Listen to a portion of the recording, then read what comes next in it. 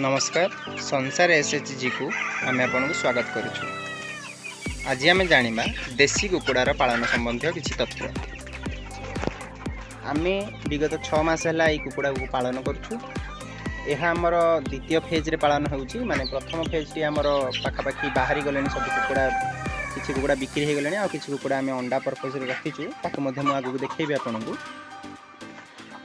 ये जो देसी कुकुड़ाटी आप देखुं ये संपूर्ण देसी पद्धति माने आपको कौन प्रकार कमर्शियल फीड बा व्यावसायिक जो खाद्य आमर बिक्री होची से खाद्य किसी दि जाऊ ना। एमाने केवल देसी खाद्य जमीक धान गहम मक्का एवं परिवा चोपा बाहर किसी घास एवं बाहर मध्य चरी बुलिकी से माने जहाँ खाद्य आहरण कर कुकुड़ा गुड़िक बर्तमान जहाँ देखुं आप 2 मासर कुकुड़ा जी कि पाखापाखि 600 ରୁ 700 ग्राम कुकुड़ा ग्रोथ होती 600 ରୁ 700 ग्राम से होती। जो आमकर साइकिल हूँ 4 मास मैंने 1 केजी छुईबे। जदि आपण तांकु भल एनवायरनमेंट रखिले ताहले से निश्चित भाव में 4 मास 1 केजी छुईबे। माने भल एनवायरनमेंट कहिबार अर्थ है तांकर खाद्य तांकर पानीय जल तांकर परिमल व्यवस्था ये सब जिन आप ठीक सठिक ध्यान रखिले ताहले से ग्रोथटा मध्य शीघ्र हम एवं सब प्रकार वैक्सीनेशन औषध तांकर प्रतिदिन औषध ये सब जिन आपन को रेगुलारली चालू रखा पड़ो। से संबंधी आम वीडियो करवा केमती औषध केमती कौ समय दिज्व कौन कौन औषध सब दि जाऊँगी आउ वैक्सीनेशन कौ समय केतेटा वैक्सीनेशन से माने करा जीवो ये संबंधी आम तथ्य आप आगू देवु। एवं केवल आम देखा केमी कुकुड़ा आम एक्चुअली पालन कले यह लाभजनक ना क्षति हुए। क्षति तो कौन प्रकार बिजनेस सेमती क्षति हुए जन सठिक भाव में कर तथापि यह केते लाभजनक ताहा आम देखा। आम जदि आम 100टी कुकुड़ा पालन करुचे आम एक्सपीरियंस आम या जाचे जे पाखापाखि 12,000 ରୁ 15,000 जने लाभ करि।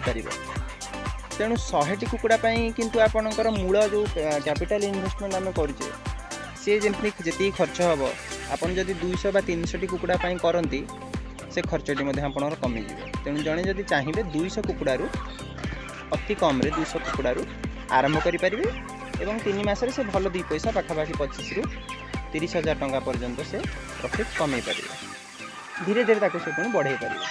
आम 200 कुकुड़ा आरंभ करूँ जेहेतु आमर जी स्पेस थिला 300 कुकुड़ा थिला किंतु आम 200 कुकुड़ा आरंभ करूँ जेहेतु आम प्रथम की आरंभ करूँ आमर प्रथम टी सक्सेस है। से कुकुड़ा को आप एपटे देखिपारे से कुकुड़ारू आमर पाखापाखि आउ 100टी कुकुड़ा अच्छा से जो 100टी कुकुड़ा अच्छा से आम अंडा पर्पज रे रखीचु। से माने वर्तमान दिन को प्राय 15 ରୁ 20टी अंडा देउछंती।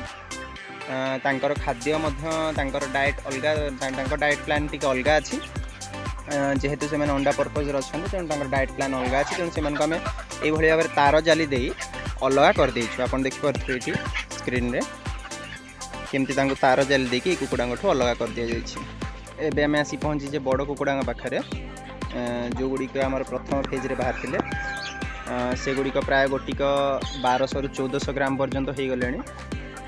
बिक्री उद्देश्य रखा जाइथिला किंतु जेहेतु से अंडा दबा आरंभ करदे तेणु आम अंडा दबा पर्पज रे बर्तमान रखीचु। दिन को प्राय से जमी कहली 12 ରୁ 15टी अंडा देउछंती एवं बजार में देसी अंडार चाहिदा एवं मूल्य अधिक अच्छी। ये देखंतु अबिका मु आसिया भितर मु किछि अंडा काढ़ी नहीं बर्तमान गोटे अंडा से देइछंती कुकुड़ा।